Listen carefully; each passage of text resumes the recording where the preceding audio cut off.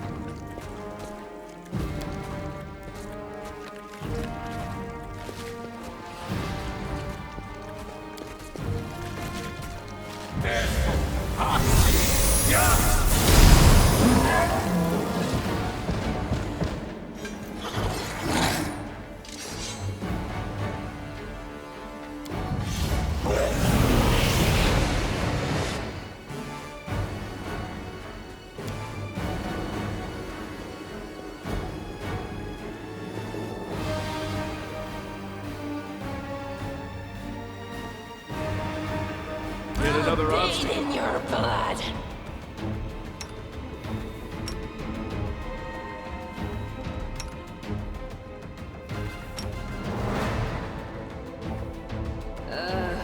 Did I mess up again? You've crossed the wrong mongrel.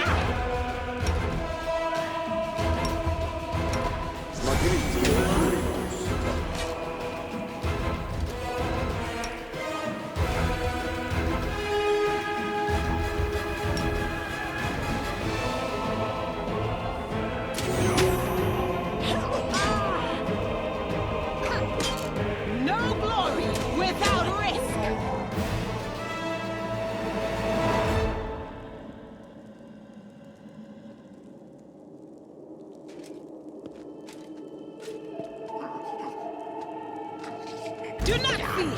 Do not waver!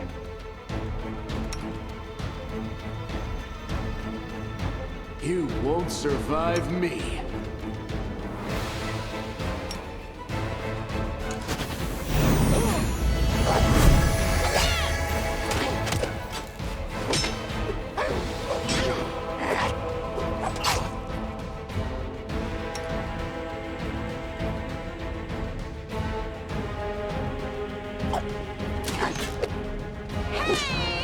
This pain is excruciating.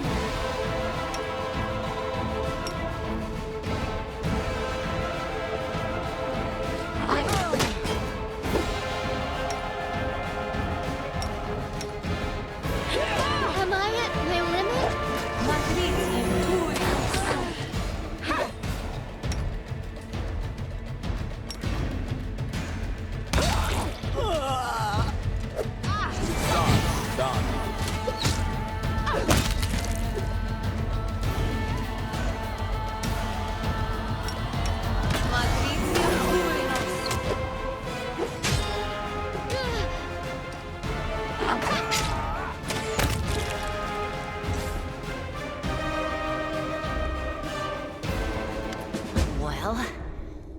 going to finish me off? It's not exactly unexpected. What else are we supposed to do with you? You're not just a traitor, you're a monster. The young ones believed you, and you lured them to a demon and watched them eat human flesh. I was trying to make them strong. What have you done for them? What were you doing while I was looking for ways to bring strength to our tribe? You're useless, Lan. I led by example. I trained. I tried to become stronger so I could go to the surface and maybe do something worthwhile with my stupidly short life. And I will do it. I might be the one to bring our whole tribe to the surface. But you? Why would you want any power that turns you into a monster? These young guys and girls, they trusted you. And they were turned into mindless animals, ready to eat corpses at a demon's command. I went through the same ritual as them, and I didn't become an animal. I conquered my anger. The anger that has been building and building in every one of us for decades. Unlike you, I have no intention of just lying down and politely accepting death. I will rise above all this, while you'll still be stuck with your pride, chewing on rats.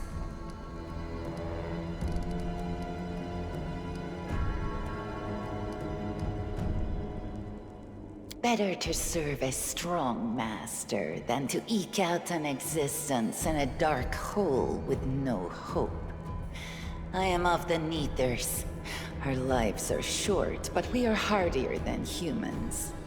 I realized a long time ago that I was capable of more than this life offered, and I follow whomever is the strongest. I thought you were better than that.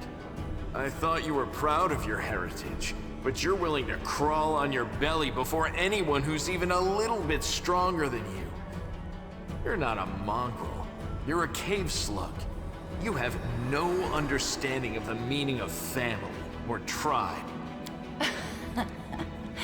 Oh, so now you think you know everything about me.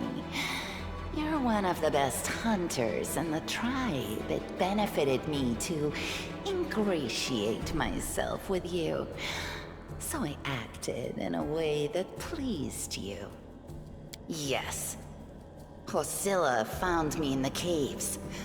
I was lost and hungry, and she offered me a choice. Die as a nobody, or live and gain the power to change everything. Savamelek tore off a piece of an Azimar priestess's thigh. A big, juicy piece. More meat than I'd ever received in the tribe.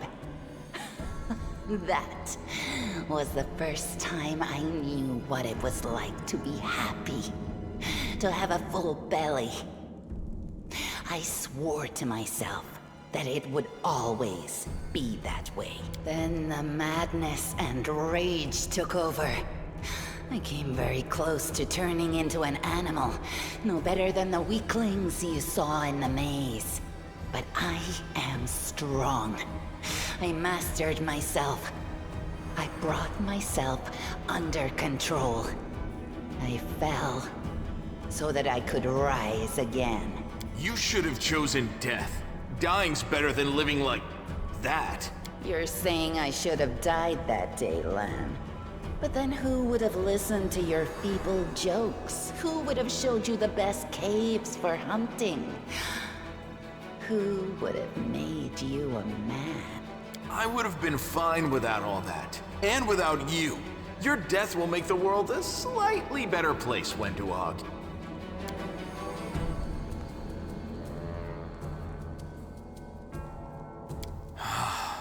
It's gone.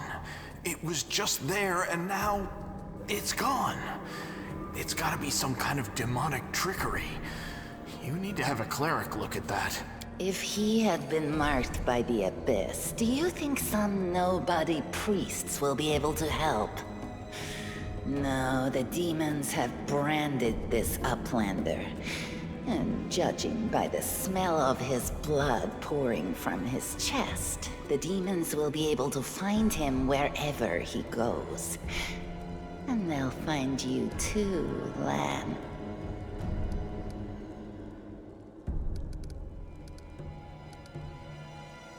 It was simple. I lured those I deemed worthy into the maze. To the rest, I told stories of the horrors of the maze, making them stay away. It all hung in the balance when the cave walls shuttered, and many of the young ones decided that the time of their great exodus had come. I had no doubt that Hosilla would dispatch a dozen young Neethers easily. But what would become of the maze if all the tribes poured in?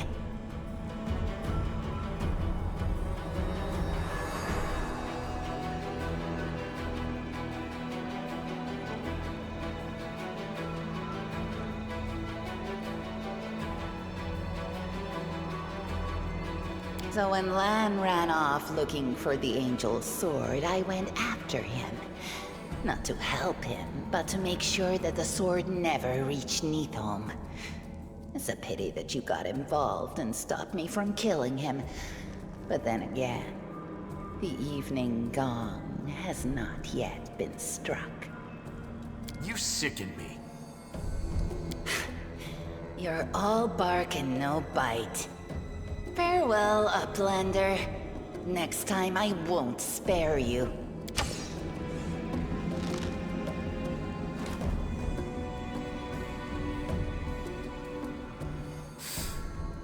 She's gone. But next time, she won't get away. Damn it, Wendu. Why'd you have to go and... Anyway, there's no point crying over spilt milk. Give me a couple of minutes. I'll bring the chief and the rest. I need to clear my head.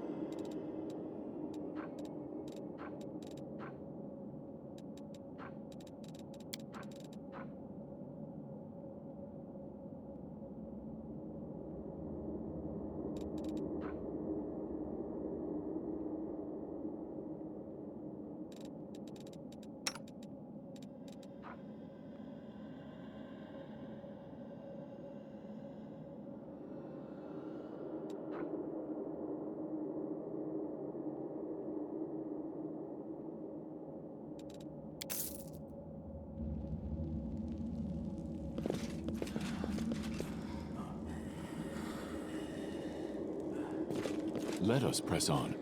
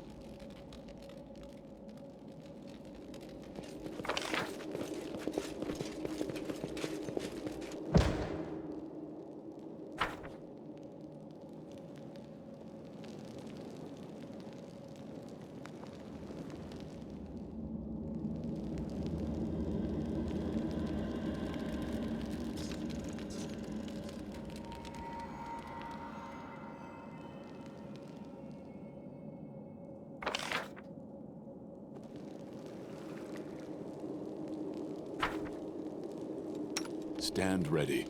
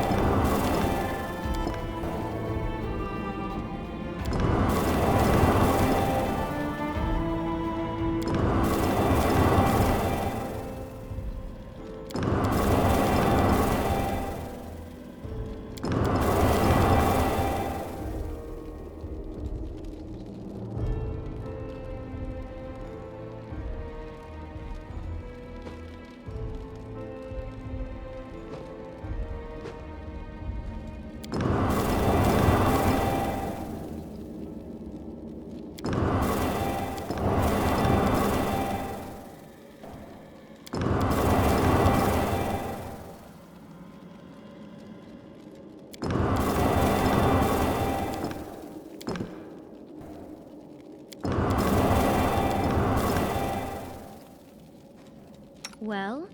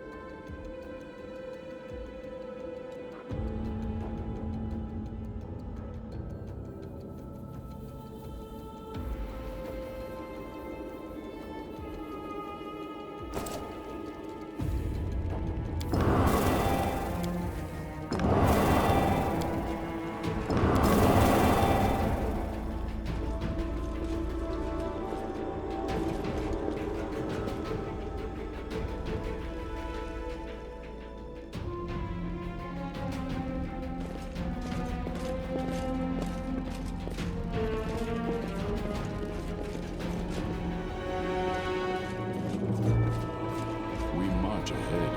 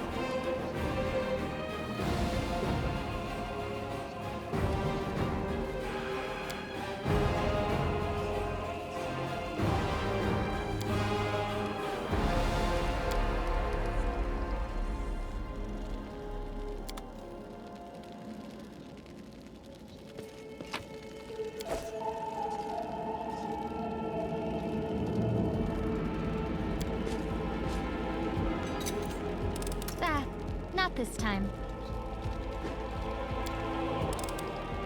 This one was beyond me. Ah, not this time.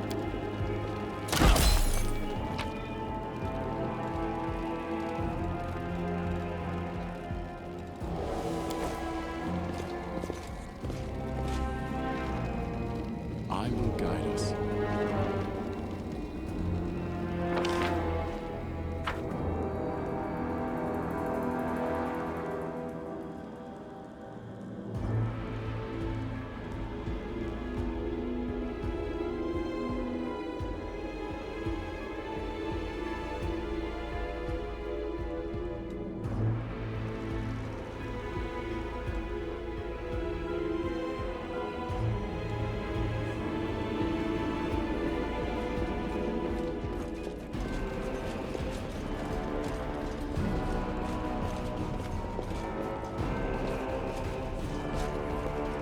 Godspeed.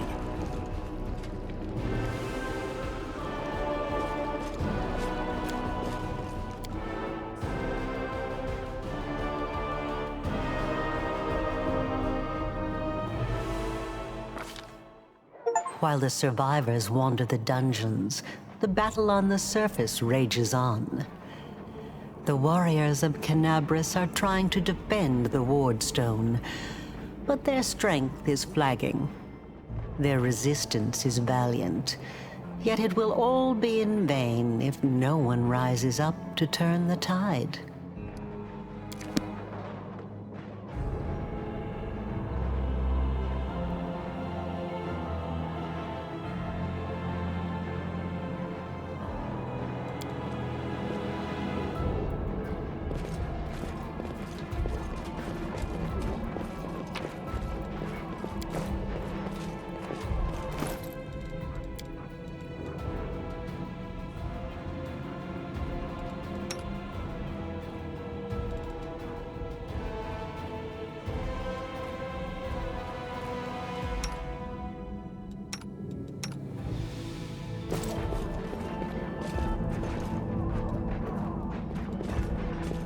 Let us press on.